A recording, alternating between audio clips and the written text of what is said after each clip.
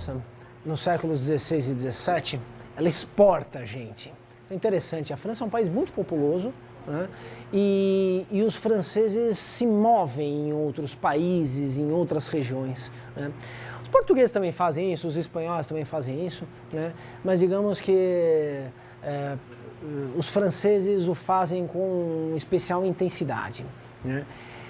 E todos esses empreendimentos coloniais, eles mostram então o trânsito de pessoas, uma dimensão demográfica, né, dessa história, que não é nada desprezível, é uma dimensão bastante importante, né, que justamente reforça um tópico ao qual eu também me referi anteriormente e o qual seguirei reafirmando aqui ao longo do nosso curso.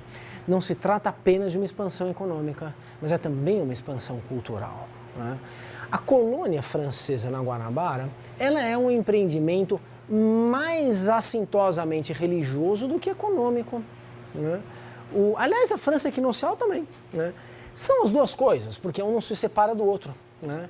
Mas se nós tivéssemos que destacar algo que numa disposição hierárquica é preponderante em relação ao outro, são empreendimentos fortemente religiosos, fortemente religiosos. Então esse trânsito de pessoas mostra o quê? Né? Não exatamente um trânsito de grandes capitalistas que mal existiam à época. Tinha lá alguns grandes banqueiros nas cidades-estado italianas, tal, quer dizer, mas nada de grandes empreendedores econômicos, né? Eram empresas de caráter econômico também, né? Então, por exemplo, a França Antártica foi financiada por um nobre francês, né, o Gaspard de Coligny, ao qual se refere também o Jean de Lery, que botou dinheiro nisso daí, né? Ok, tem uma dimensão também de empreendimento econômico, mas não é só isso. Esse trânsito de pessoas forçosamente tipifica, então, esses braços da expansão europeia como uma expansão cultural também. É assim o tempo todo. Esse encontro de mundos que não se conheciam, estranhos uns aos outros, né, que não tinham se tocado até então, né, implica uma dimensão muito dramática de mescla de ambientes biológicos, né? Então, é troca de doenças, é introdução de culturas, é introdução de animais, de plantas, de frutas, de hábitos, são, enfim, anticorpos que estão indo para lá e para cá, são vírus, são bactérias, é realmente como se fosse o encontro de dois planetas. Se um dia encontrarmos vida em outro planeta, a gente não tem muita ideia de como vai ser essa vida em termos do que tem dentro dos organismos, enfim, o que é terrivelmente letal para um pode ser brincadeira de criança para o outro e vice-versa, né? Então, o encontro desses mundos é também um encontro de mundos biologicamente muito diferentes, viu? Há uma boa bibliografia a esse respeito. Do meu curso, eu indiquei o livro do Alfred Crosby, né? Tá colocado, eu acho que é imperialismo biológico, imperialismo ecológico, acho que é imperialismo biológico, né? Ecológico, né? Esse é um livro formidável, né? Diz o Crosby que a história que ele vai narrar começa há 200 milhões de anos atrás, né? Claro, com a separação da Pangeia, né? Com a formação dos continentes. Por quê? Porque aí são realmente planetas que estão isolados. Alguns têm algum grau de contato, né? Mas, quando os europeus chegam, então, ao continente americano, né, há um choque biológico, bacteriológico gigantesco, né? Isso ocorrerá também com os europeus na Oceania, na Austrália e na Nova Zelândia, nos séculos XVIII e XIX. É o último grande rincão do planeta Terra a ser incorporado a essa globalização biológica. Essa é uma dimensão muito importante de toda essa história. As hierarquias estabelecidas como pressuposto dessas relações, elas implicam um ônus maior de uma das partes, né? Por que que isso ocorre, né? Porque são alguns poucos europeus que estabelecem contato com muitos indígenas. Se fosse o contrário, né, o vetor certamente se inverteria, né? Então são alguns poucos europeus que trazem a sífilis, que trazem a gripes, que trazem uma série de doenças, né? Os europeus também sofrem com esse contato com ambientes estranhos, na América, né? Mas é a Europa que se expande. Não é a América indígena que se expande, ou as Américas indígenas que se expandem. Levaram a pior porque foram os europeus que se expandiram. E se expandem como? Com alguns poucos agentes. De início, né? Depois esse movimento cresce, claro. Os portugueses se aproveitaram de tráficos que já existiam no continente africano. Foi assim. Isso é óbvio, né? Não significa que estes ou aqueles sejam bonzinhos ou mauzinhos, porque esses são termos muito infantis para nós, né?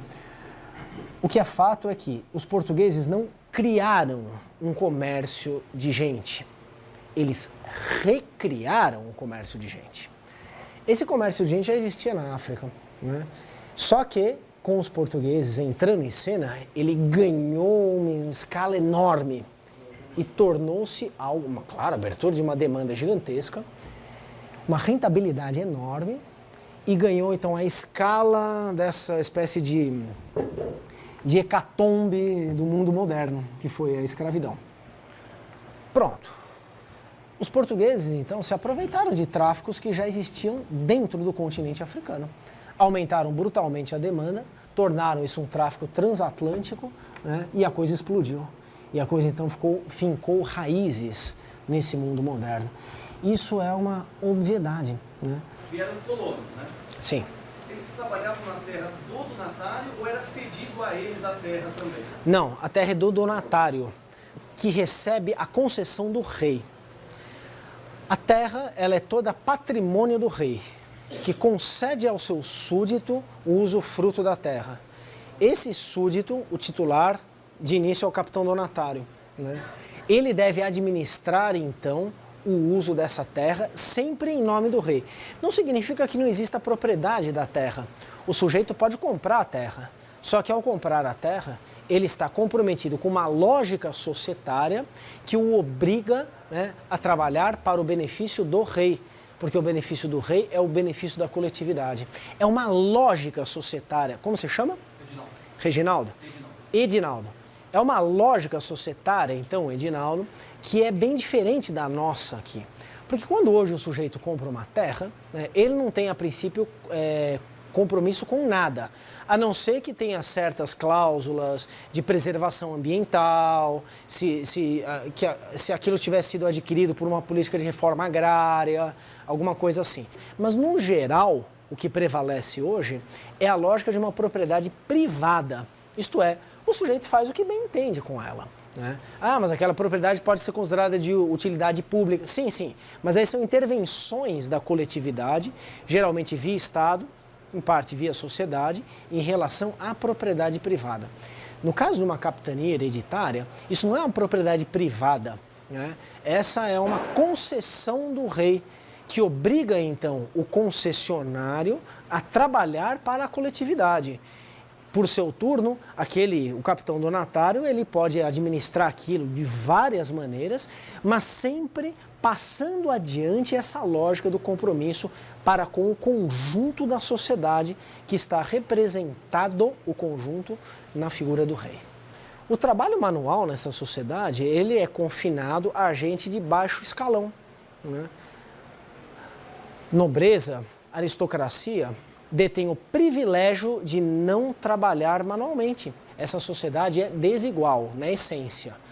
Não é um resultado a desigualdade, né? É o início, é o que funda essa sociedade, é a concepção da desigualdade, né? Essa desigualdade, ela se reproduz, dentre outros critérios, a partir, então, da distribuição desigual do trabalho.